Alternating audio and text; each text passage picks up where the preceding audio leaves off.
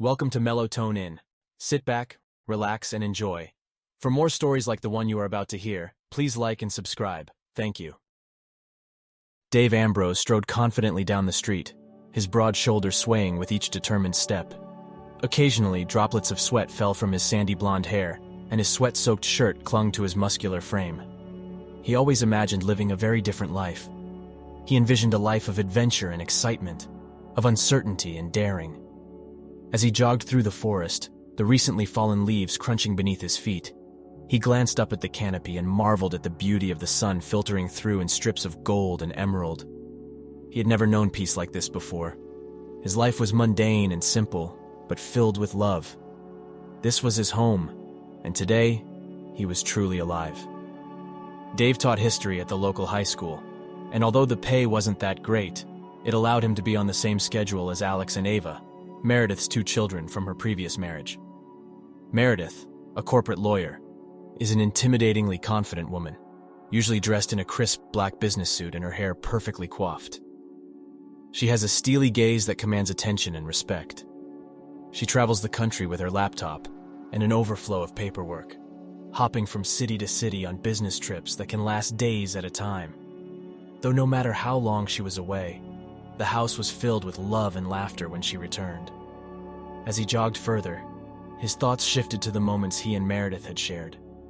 He remembered the first time he met Alex and Ava and knew he would love them forever. He remembered their wedding day and how they could barely contain their tears as they said their vows, and how they giggled and as they said, "I do." He remembered the times they had spent talking late into the night, the long walks with Alex and Ava, and the conversations about the future. Dave Ambrose loved his life and was grateful for all he had. As he continued his jog, his thoughts shifted to his plans for the evening. Meredith had been away on business for the past week and was due to return tonight.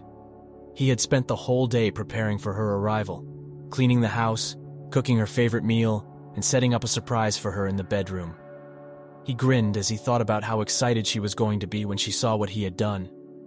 As he emerged from the forest and onto the beach, he slowed down to take in the beauty of the setting sun.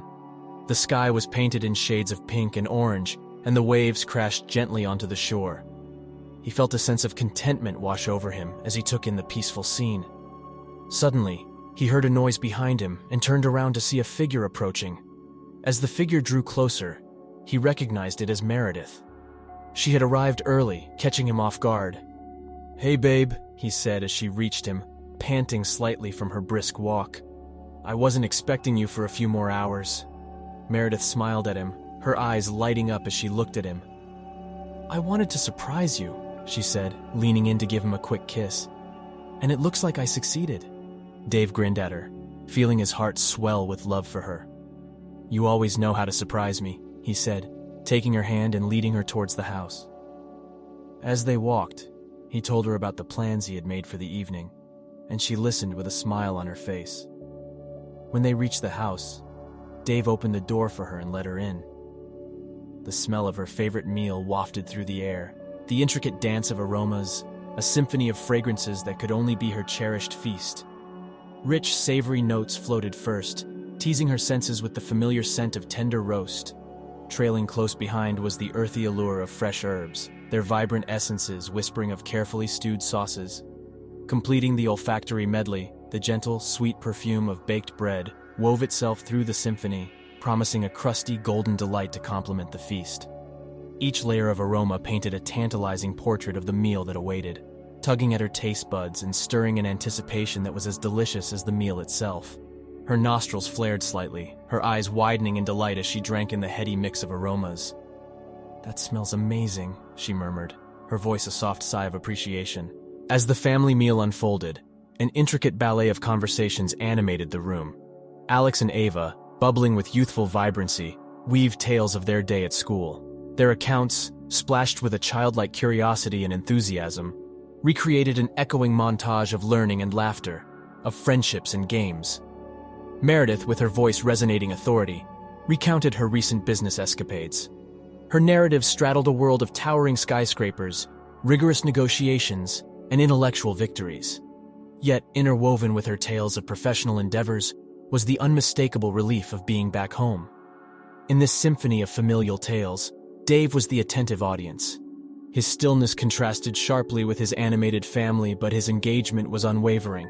As he navigated his meal, his focus remained tethered to the stories unfolding around him. His appreciative silence, his thoughtful nods, and his warm smiles were all reactions to the symphony he cherished. His gaze on his loved ones was that of a man drinking in precious narratives, cherishing the familial bonds more than the meal that sat before him.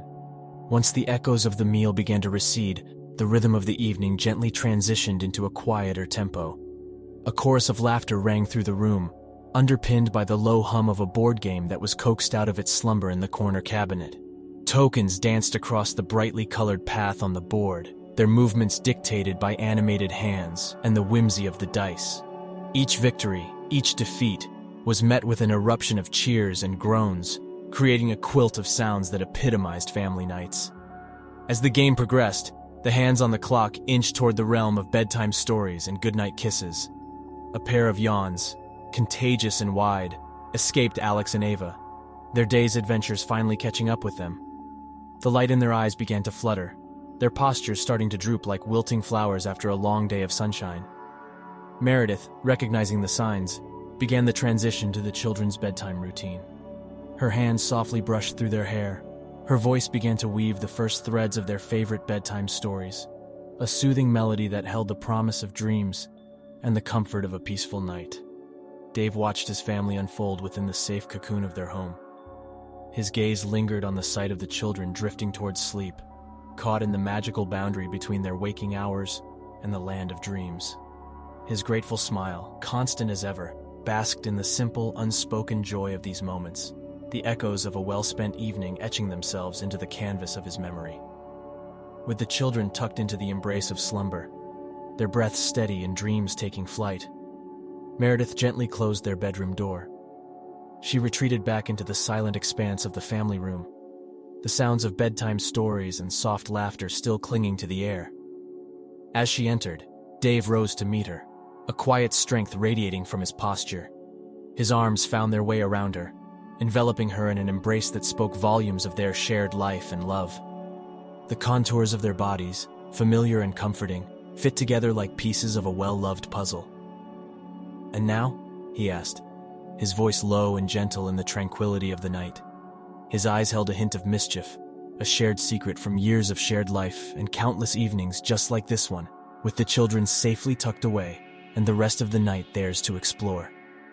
In a fluid movement, Meredith pivoted towards him, the corners of her mouth turning upwards in a smile that held the warmth of 1,000 suns. Her arms looped around him in an embrace that was as comforting as it was filled with gratitude. Dave savored the feeling of her in his arms, feeling her body pressed against his. As they stood there, he felt a stirring in his loins, and he knew that he wanted her right then and there. He pulled back slightly, looking into her eyes, and saw the same desire reflected back at him. Without a word, he scooped her up in his arms and carried her to the bedroom, kicking the door shut behind them. As they fell onto the bed, their bodies intertwined, Dave was struck by how lucky he was to have Meredith in his life.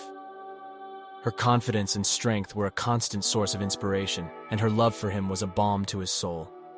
As they moved together in a frenzy of passion, Dave knew that he had found his true home. In Meredith's arms, he felt alive and complete. He knew that he would do anything to keep this feeling. They collapsed onto the bed, breathless and spent. He glanced over at her, taking in the flush on her cheeks and the slight smile that tugged at her lips. He leaned over, planting a soft kiss on her forehead and pulling her closer against him. She let out a content sigh, snuggling into his chest. "I missed you," she whispered, her voice barely audible. He wrapped his arm tighter around her. "I missed you too." His heart pounded in his chest, the secret of her infidelity heavy in his mind. He wanted to confront her, to demand the truth, but the fear of losing her and breaking their family held him back. "I love you, Dave," Meredith murmured, her eyes half closed. His response was automatic. "I love you too, Mare," he said, his voice catching in his throat. His mind spun, his heart ached, and in the silence of their bedroom, Dave Ambrose realized that his perfect life was nothing but an illusion. He had a secret to carry, a secret that could shatter their lives. But for now, for the sake of love, he chose to bury it deep within his heart, promising himself that he would do whatever it took to keep their family intact. And with that, he held Meredith close, their heartbeats syncing up in the quiet of the night, the secrets of their lives hidden behind closed eyes and unspoken words. He drifted off to sleep with a heavy heart, knowing that he would have to face another day of deception, but he also knew that he would do it all for the love he had for his wife and his children. He would carry the weight of his secret, for their sakes, for as long as he could bear. Their blissful moments were interrupted by a sudden pang in Dave's abdomen. He winced, clutching his stomach as the pain intensified. Meredith immediately sat up, concern flooding her features. "Dave, are you all right?" she asked, her voice filled with worry. He tried to play it off, forcing a weak smile on his face. "I'm fine, Mare. Just a stomach ache. Probably ate something bad." He could see that she didn't buy his excuse, but she didn't press him further, instead stroking his forehead gently. "Try to get some rest, okay?" she murmured. He nodded, settling down beside her once more. As he closed his eyes, he couldn't help but feel a sense of unease creeping over him. The pain wasn't something new. He'd been experiencing it for a few weeks now, along with a constant fatigue that never seemed to abate.